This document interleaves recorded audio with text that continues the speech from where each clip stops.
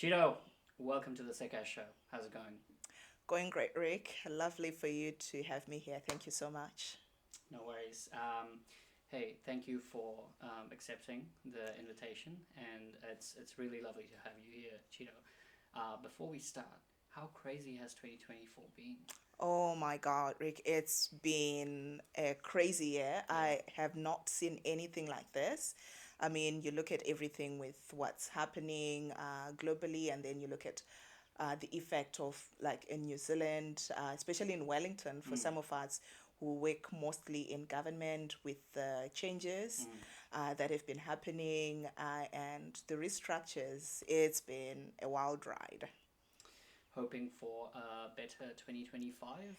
Hey, I'm just looking to a chilled out year Yeah, and touch wood yeah, that we don't have a lot of upsets, yeah, and we have a little bit more of a stable year is what I'm hoping for. yeah. In terms of stability, what are your expectations slash predictions for 2025? I think definitely as we look at the political cycle, Mm, next year is when a lot of people will be asking for the government to deliver, or mm. looking at what they've delivered beyond just the public sector funding cuts. Yeah, So people will be looking at what programs have they put in place, what impact that has had on New Zealand. So there will be an expectation, definitely, of programs to pick up, and as you know, security is definitely a required component. So I am predicting that we will have some openings in terms of security jobs, and some other programs opening up in Wellington. Maybe not as much as we've seen in the previous years with the previous government, which was very focused on delivering certain things. We're still waiting to see this government of national unity, uh, what the common mandates will be and what those look like. But I'm thinking that 2024 will be a little less of a red wedding than what we had in 2024. So I'm thinking 2024, a little bit more chilled, a little mm, bit more things opening up. yeah. Yeah, Yeah, yeah, definitely. yeah. And we can hope that and pray for that to happen. Back when you were at uni studying Yes. computer science, you were involved in co curricular activities as well, right? Which sort of gave you some like skills which you can use in corporate environments, I guess. Absolutely. Why don't you start talking about that, Cheeto? And I guess people don't know that, but I know because you told me a long time ago. So let's start with that. What that experience was, and then we can move on. Yeah. All right. So, for those who don't know, fun fact, I was a pageant girl. I actually represented my country at a couple of pageants, and I won a couple of pageants as well, and I was a runner-up for Miss Zimbabwe back in 2010. So I've actually brought my sash. So this one I wore at the Miss Tourism International. That is amazing. Let me Yeah, have a look. when I was representing Zimbabwe, and this one was the sash that I won when I was representing my home city, Yeah. Harare, H Town. And so, how I got into pageants, Rick, is actually quite a funny story. Mm-hmm. When I was at university, I always told my friends that, oh, I'm going to have this global career. Yeah. I'm going to be in these rooms. I'm going to be doing all this cool stuff. And one of my friends actually was like, hey, I can see that happening for you. Like, intellectually, you're sharp, you're there, your ideas, you're hardworking, but I think you need to work on your delivery. You need to work on how you brand yourself and how you present Yeah. yourself. Yeah. And I was like, taken aback, Yeah. because it's always really Yeah. difficult, to get Like feedback. immediate first-hand feedback. You're like, oh my god. Yes, yes. And Yeah. especially like from a friend. I mean, we've been rocking together for Yeah. 2, 3 years, and all of a sudden you're like, points of improvement. Yeah. So that's how I started looking at, okay, what can I do to work on the way that I brand myself, the way that I present myself, the way that I present my ideas, and also just the way that I show up in the world. Mm. I have been a STEM student ever since, the longest time back then we used to call them nerds. So I was just focused on, doing my things academically, but I didn't look at, other aspects of myself as a whole person, as a multidimensional person. So I looked up, there's a modeling school back in Bulawayo called Fingers Academy, which is run by the indomitable Sarah Mpofu, who took me under her wing, and I was one of her students in her classes. And like the nerd I am, I had my file and I would be noting down everything, taking it all in. And, Sarah is a legend back in Zimbabwe. She has groomed a lot of Miss Zimbabwe, or people who even went in and placed really highly at Miss World and Miss Universe. Supermodels even, so she really knows what she was talking about. And do you want to give a shout out to Sarah? Yeah. If she is watching this podcast. Yes. Oh, she's my other mommy. Shout out, mommy Sarah. I love you, and thank you for everything you've placed in my life.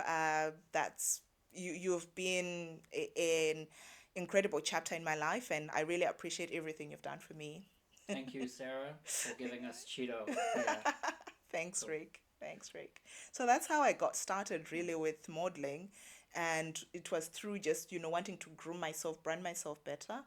And so with that as well came, she would teach us how to do public speaking, how to get into rooms and present your ideas. I am someone who doesn't come from a rich background, and sometimes certain rooms can be intimidating.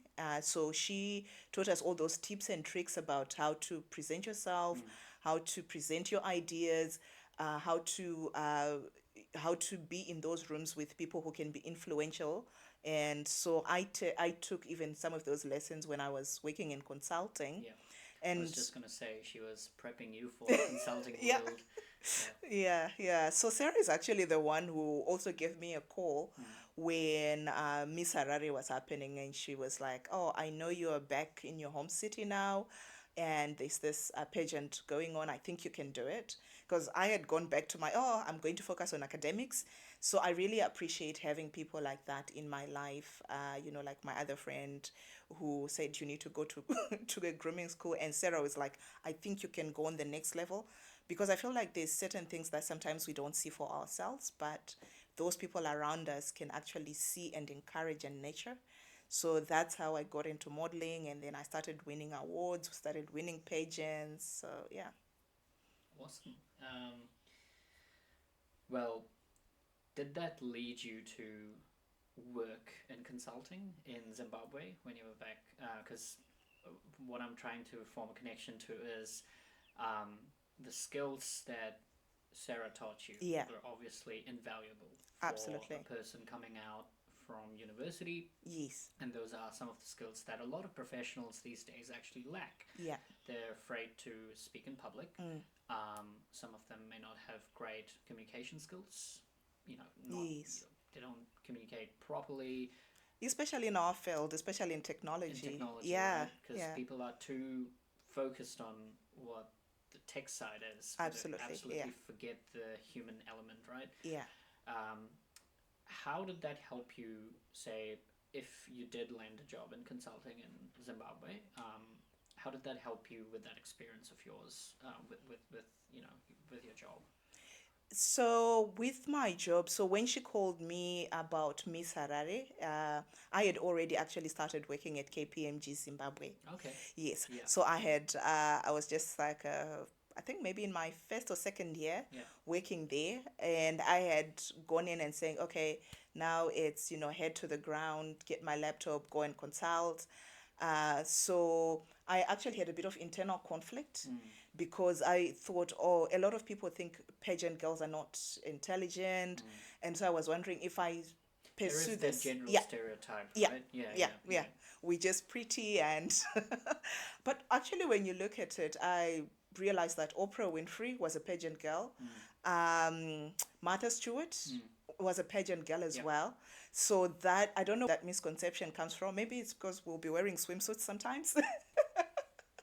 But yeah. It is the unfortunate reality of, the thinking of the world today. And it's been previously as well. But I think, is it safe to assume that that's now changing slowly? Slowly changing, also because some of the rules around pageantry are also changing.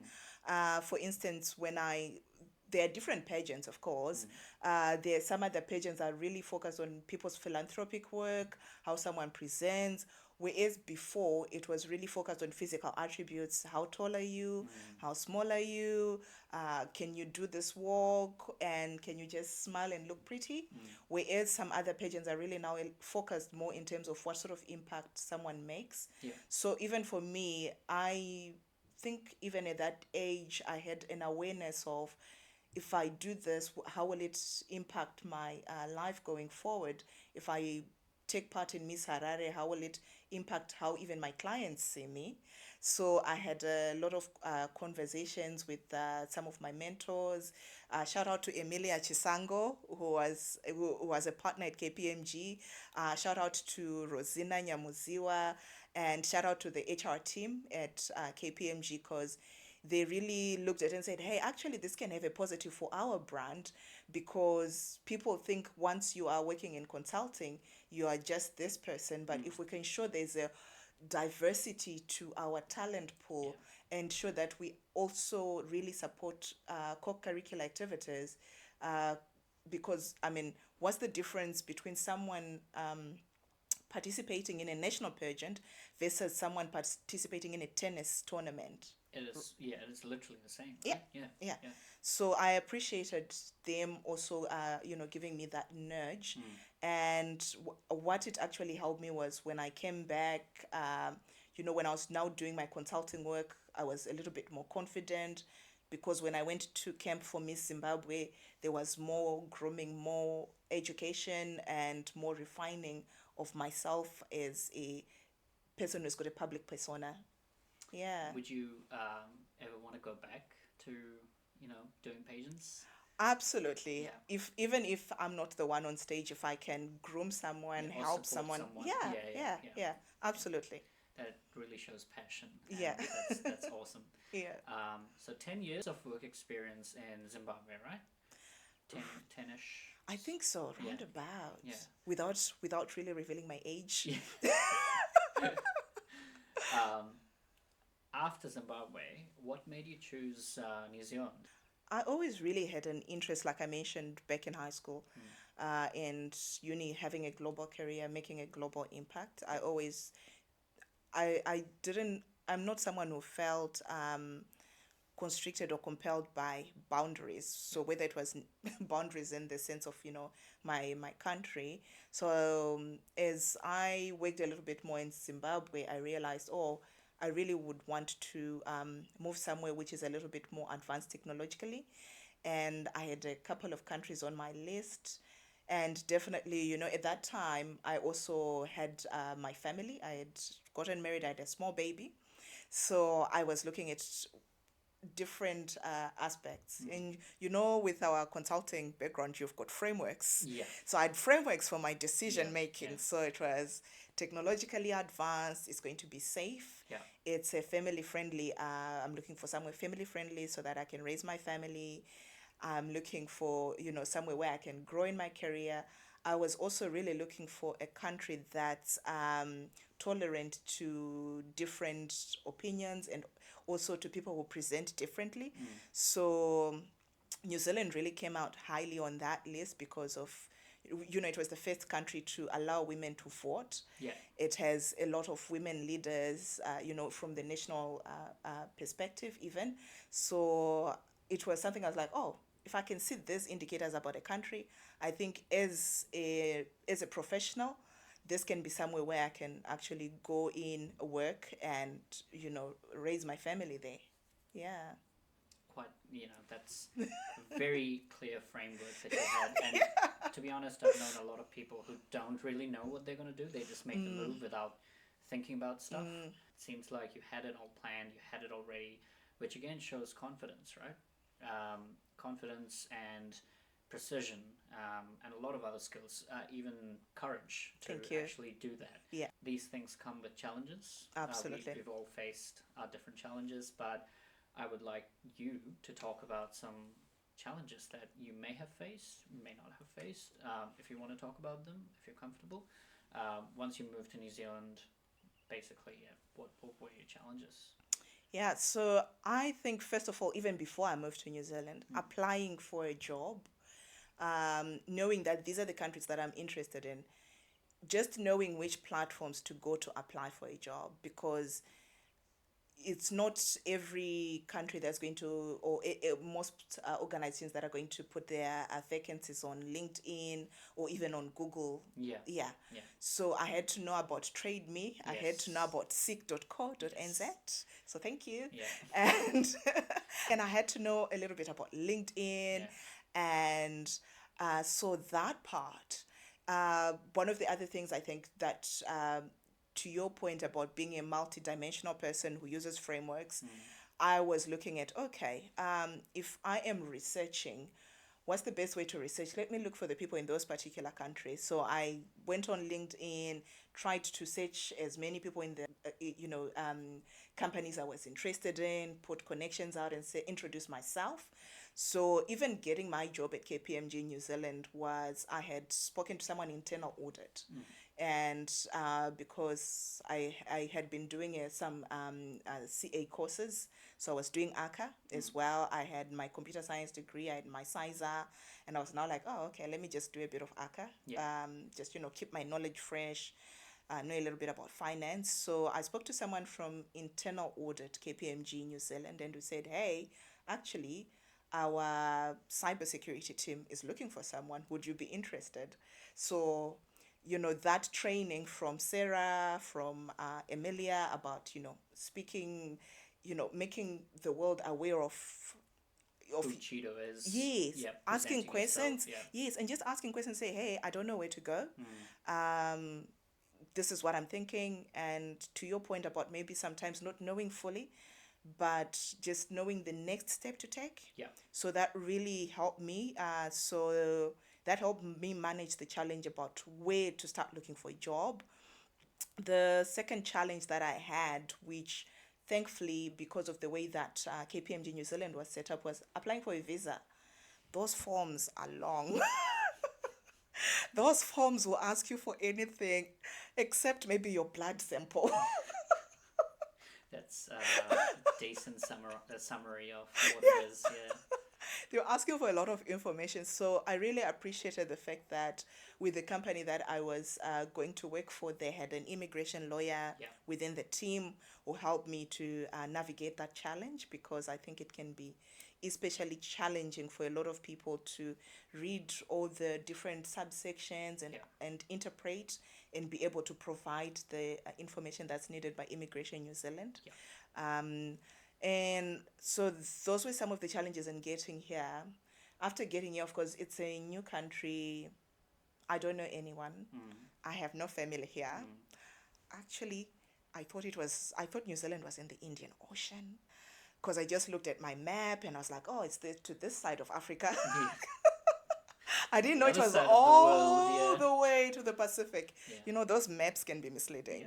So sometimes so sometimes you don't even have the knowledge about where exactly am I going.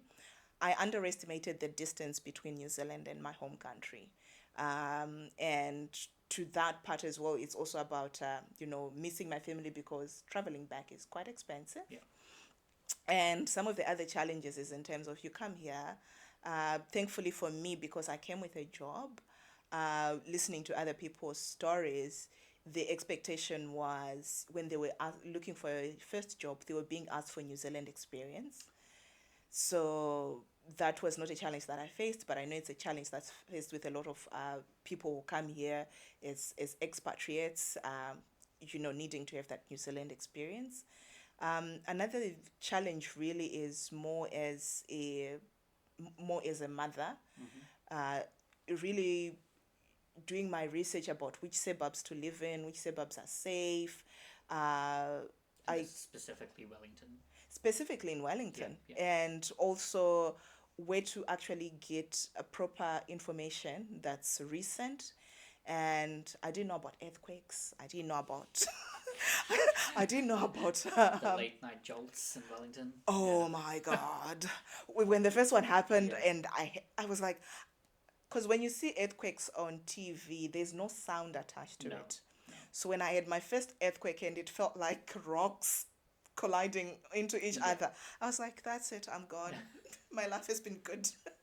Clearly, you've done really well, and clearly from where you started, your determination and your passion sort of steered you through that journey, and you've received awards in security. I'll let you talk about your achievements, your awards, and yeah, Okay. I'll let you talk about that first. Awesome. So I'll show you the Yeah, award. So I brought one. I yeah, actually, so this one is my New Zealand Women in Security Award. One to watch. This is 2023, and I was the winner. And it was like a really heavily contested category. I think there were like 60 amazing, really deserving wahine who were, This is yeah, really cool, and thank you. congratulations again. Thank you. And the other award was part of a group project or group effort. So I was part of the cybersecurity uplift team at Tifatu Ora, and we actually won an iSANZ award as part of the whole project team. It was also an amazing team of Kaimahi to work with. So yeah, that was it's really validating as an expatriate to move to a country and work in a very demanding field like cybersecurity and then be recognized for your efforts. Yeah, And I was just gonna ask, like, how do you think um, awards like this has an impact, possibly a very positive impact on a person's professional life? yeah. How do you think, like, how does it feel? That's pretty much it. What I Yeah. wanted to ask you. Yeah. Yeah. So it's been a really positive experience.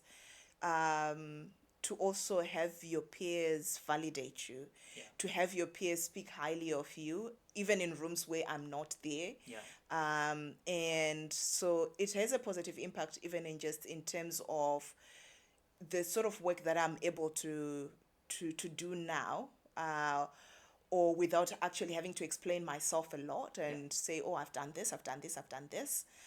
Just having that award is a testament to the quality of a professional someone is. Yeah. And having those awards also shows how much someone really puts in terms of their own professional growth. Yeah. It's not about money because the awards didn't come with money. Yeah.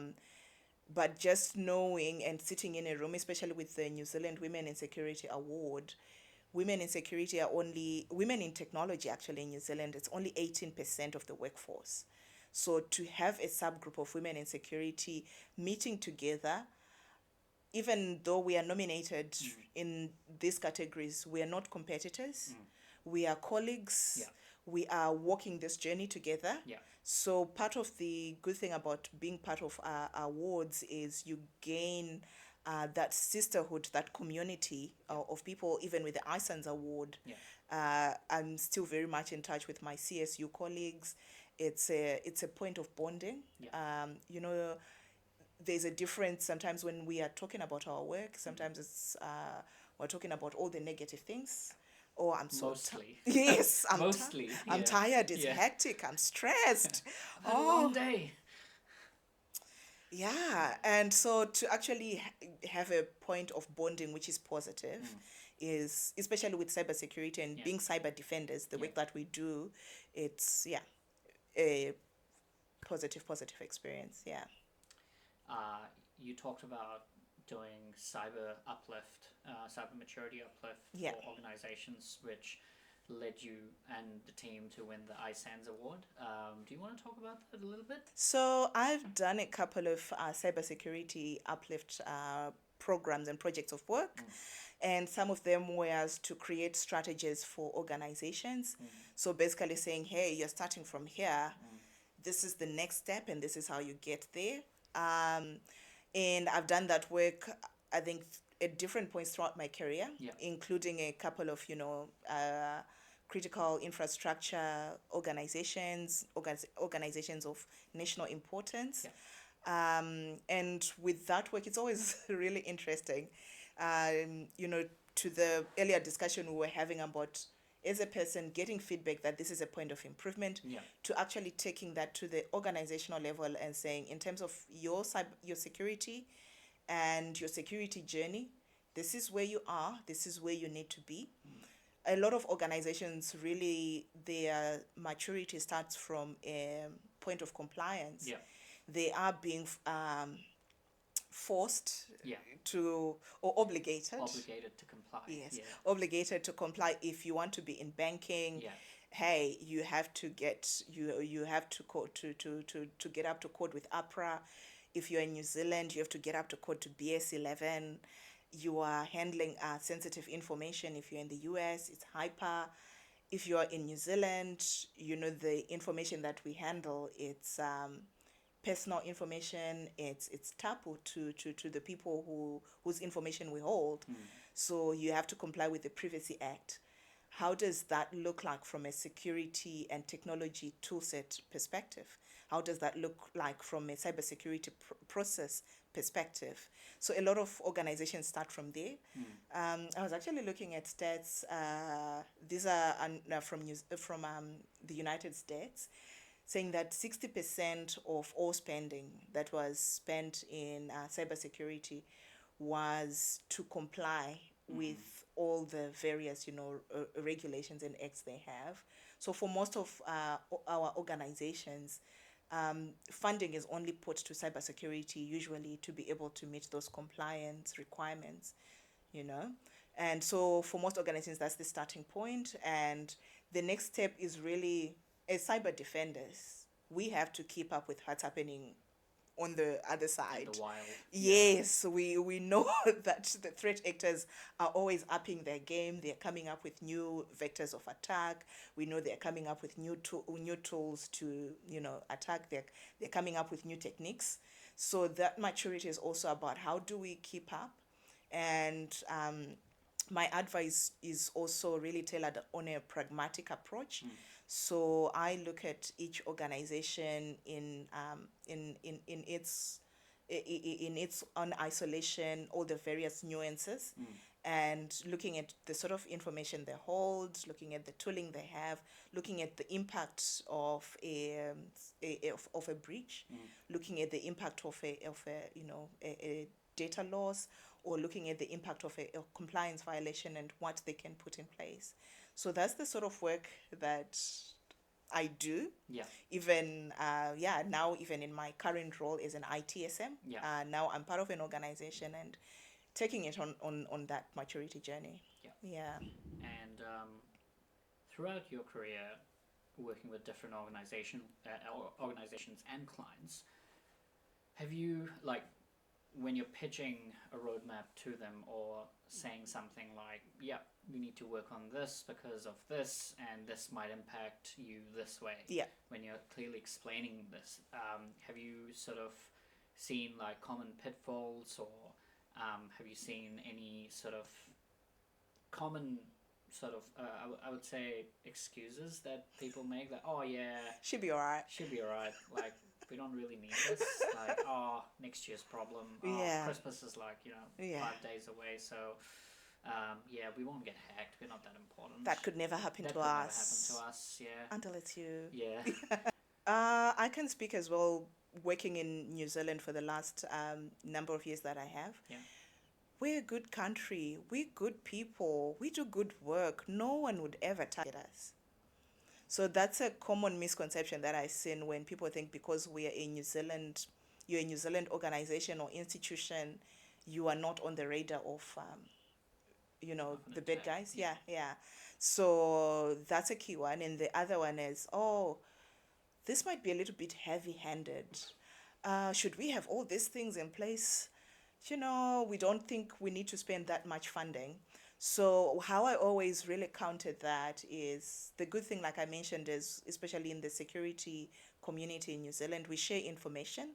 So there's also publicly available information, from the NCSC, CERT and Z, If you are a member of different organizations like ISACA, if you attend different forums, First Tuesday, GSIF, all of those, we share information. Yeah. And you can be like, hey, this might happen because it actually happened Yeah. in a similar organization, also here in New Zealand. Yeah. This might also happen because as much as we like to say, oh, we are so far away, we wouldn't be affected by a nuclear attack, we are very much connected in the digital sense. Yeah. Our geographical location has got nothing to do with our location in the global digital village. So really putting that across to say we are still interconnected. The threat actors still have a way of getting to us. We have seen, even criminal activity that we typically don't associate with New Zealand happening in New Zealand. Just earlier this year, the New Zealand police actually they did a big bust in Auckland where there was a ring of fishers and scammers. We had set up all these sophisticated equipment and networks, and it was, tens of people were involved in those organizations in our own in New Zealand. So really bringing that message across. Yeah. And one of the other things that I like doing as well is being able to quantify. Yeah. And say, hey, okay, I get it. You are saying this tool might be too expensive. But if it was to happen to you, this would be the costs just in terms of recovery. This would be the cost in terms of, the man hours that you're going to lose. This is the cost for you to get your lawyers. This is what the privacy commissioner would expect you to pay. Yeah. And if you've got information and if you've got data on vulnerable people, do you really want to be standing in front of the Human Rights Commission of New Zealand? Or do a press release where you don't know what you're going to talk about. Where you don't know what you're going to talk about. Or would you rather invest in these tools, processes, training and upskilling? So always having that discussion from a point not just about growth or investment for investment's sake in cybersecurity, but also about us knowing that we are guardians of information or guardians of assets. Yeah. People say data is the new gold. Yeah. So we are now definitely those people with the keys to the gold vault. Yeah. Mentorship. Do you want to talk about a little bit of the mentorship that, mentoring that you do with peers, with people from overseas? As well as I remember when, back in, so Chido and I actually used to work together at KPI. Fun fact. So you told me that, you were sort of thinking about starting a campaign, sort of like a awareness campaign to teach people about scams and, how to prevent them and stuff. Word is that you've started that. Do you want to talk about that? And, you can start with the mentoring aspect, how it impacts your life and professional, builds up your skills and expertise, and just how happy you become when the person you've mentored actually does really well. Things like that. You can start with that, and then we can move on to the next one, which was about the scams and spreading awareness around that. Definitely. I think it's part of it is growing up in a household with the culture of Ubuntu. I come from a culture where we have a communal mentality. So what I know or what I get throughout my life is not just for myself. It's for everyone to benefit. It's for everyone's purposes. So even the information I have, I always think about what's the best way to share this, or who would really benefit from this thing that I've just heard or this thing that I've just discovered. So I post a lot on LinkedIn whenever I get the chance to, if I come across something interesting. And my profile currently is public, so I get a lot of inbox requests, connection requests from people either wanting to pivot their careers. So I'm a mother, I'm a wife, I'm an expatriate living in a foreign country. I'm also an African woman, and I present as a woman. So I've got people from all those different demographics getting in touch with me, just wanting to find more information about either how do I pivot, how do I get started. I also started a group with a couple of my friends from Zimbabwe called Zimbabwe Network of Women, where we share our experiences, we share knowledge about how to live the expatriate life, how to thrive in those in a different community. So that's a LinkedIn community that we have. We've got about 600 members now. So that's another way for me and some other people to share that information. And yeah, sometimes it's one-on-ones in terms of, someone gives me a call and say, hey sis, let's have a chat, Yeah. and I'll get on that WhatsApp Yeah. call. So it's really rewarding, especially when I see the difference that it makes in someone's life. Sometimes, you give career advice and someone, you don't know where it lands, and they give you a call 6 months later and say, hey sis, thank you so much for your advice. I'm now in Dubai, I'm now doing this. Or even sometimes like, oh hey sis, thank you so much for the advice and the information you gave me. When we're talking, it opened my mind and I actually decided to go this route. So that's always really super rewarding for me, because I always hope that in anyone meeting me and gaining anything from me, they will pass it forward. Yeah. Yeah. So that's been super rewarding. How do you, like, again, really dumb question, No. but as a working professional, Yeah.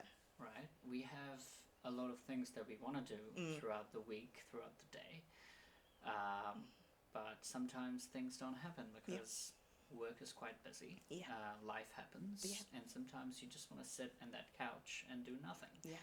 How do you find that motivation? Honestly, it's just something I do. So it could be, like I mentioned, either part of my upbringing, my background, or it's a sense of my purpose, maybe. But also, I don't do like things that are too structured. I don't worry about it being a perfect mentoring session. Yeah. Even if, like I mentioned, it's a WhatsApp voice note to someone. Hey, I haven't spoken to you in a while. How are things going? How are you keeping track of your goals? How are you, making sure you do this? I've just heard about this particular conference in your area. Have you signed up? Link up with this person. Yeah. So stuff like that. It could just be a very not well spelled out, email or message and things like that. Yeah. So that's what I do. I try and just make sure I'm still there. It might not be the most perfect.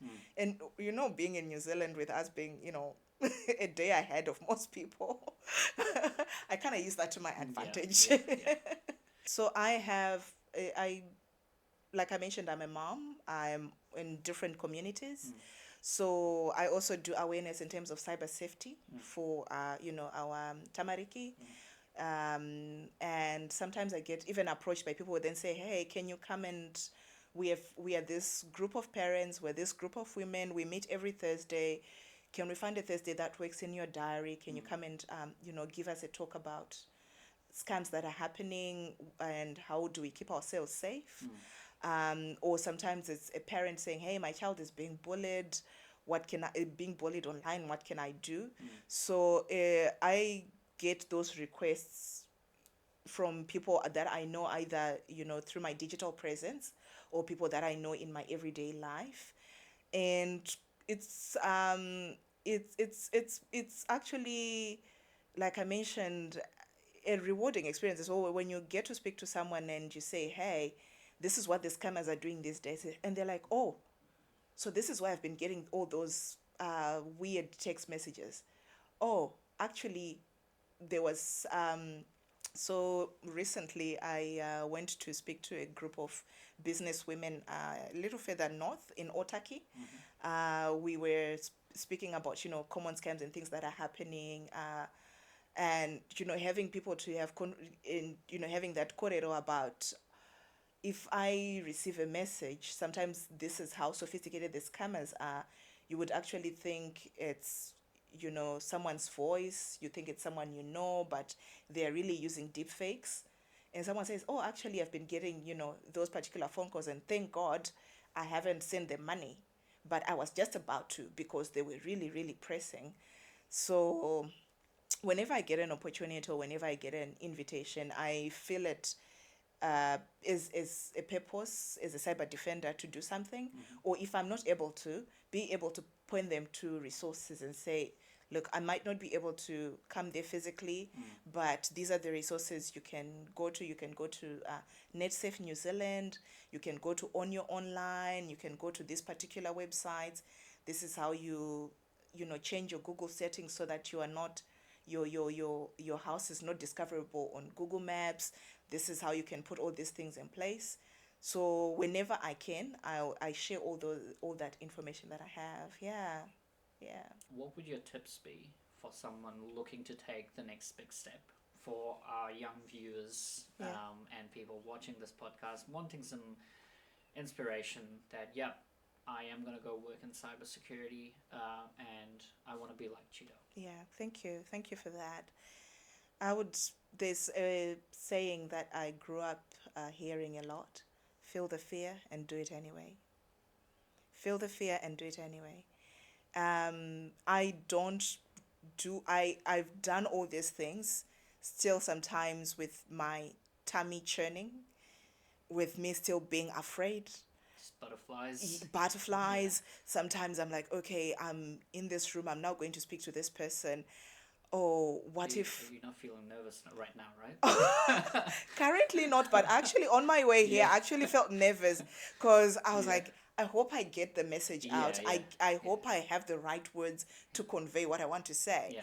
So I was actually nervous coming here. Yeah. No, I think you're doing really well. Thank you. Full disclosure. So I would say feel the fear, do it anyway. A lot of people still, whenever you see them in the places that they are, just know they're learning each day.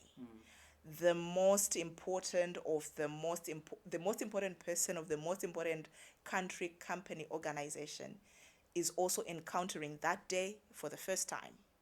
So just feel the fear, do it. Have a good support system. So I mentioned, even people who are critical of you are key to have, especially if the criticism is constructive. Have those people. Have people that you trust in terms of whatever feedback they give you. Have supporters that cheer you on. You need them. Need them. You need your Delulu friends. You also need a bit of Delulu. You need to be able to say, hey, I don't know if I'm going to get this, but I'm just going to put my name out anyway. And sometimes it's just about who shows up on the day. You're the one who showed up on the day you get it. Yeah. So I would say those are some of the things that I have tried to do in my own life, and I hope someone can think about every step. Just show up. Show up, do your best. Whenever you have an opportunity to learn, sit down with people who know a little bit more than you. Do more of listening with your two ears than talking with your one mouth. Listen. Also, for me, is offering yourself up for service and say, how can I help? So to your point, I think when we were at university, we used to hear that term consulting. We're like McKinsey, Bain, KPMG, PwC, Deloitte. Consulting, it just, sounded fancy. Sounds fancy. Yeah. But basically, consultants are just there to go and offer solutions, offer a service. So I would also say find an area of knowledge and develop your expertise in it. Put in your 10,000 hours in that area. And even when the going gets tough, so if I can share something, like when I was in Zimbabwe, and I was working, and it was a hyperinflationary area, so you could basically go to bed with the price of bread being $2, and you wake up and it's $75, and your monthly salary is still $10. So that's the sort of environment we're operating in. So my salary didn't even make sense. It didn't even make sense. I wasn't even, putting it on my plans. That's how bad things were. But I just kept going to work, kept showing up, kept doing my best, figuring it somehow, having those corridor with, my bosses. Hey, it's really tough because of this. Oh, don't worry, Chido, we've got solutions. This is how we're going to support, our kaima here. This is how we're going to support everyone. So always keep showing up. If there's a path that you say, this is my path, keep showing up.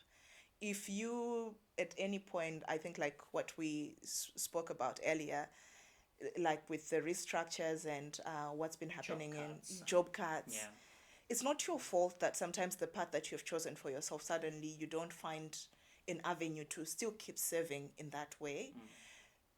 Take a pivot and look at, okay, what are all the skills that I have? Okay, I'm Chido. When I was working in consulting, I was really good at making PowerPoint presentations.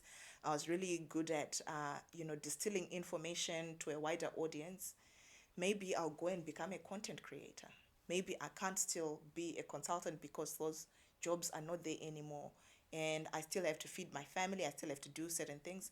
So kind of doing an audit of yourself as a person, all the skills you have, all the things that you're passionate about, and all the things that you have in your, at your disposal would be my other advice.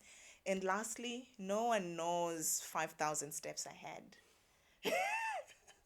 I was 100%. in Bulawayo in Zimbabwe in the 1990s, talking about I'm going to have a global career. I had no idea which country I would end up in, what I would end up doing. All I knew was it was going to be in the sciences and I was going to wear heels to work. That's all I knew. So you can only know the next step. And all you can do really is just don't worry about making a perfect 5-year decision. Just make the right decision now. And if it doesn't work, quickly pivot. I think we've covered a lot today, a lot of content and a lot of valuable content. Thank you. Again, Chido, thank you so much for being a guest, and I would love to have you back. Awesome. Thank you, Rick. And thank you for everyone who listened in.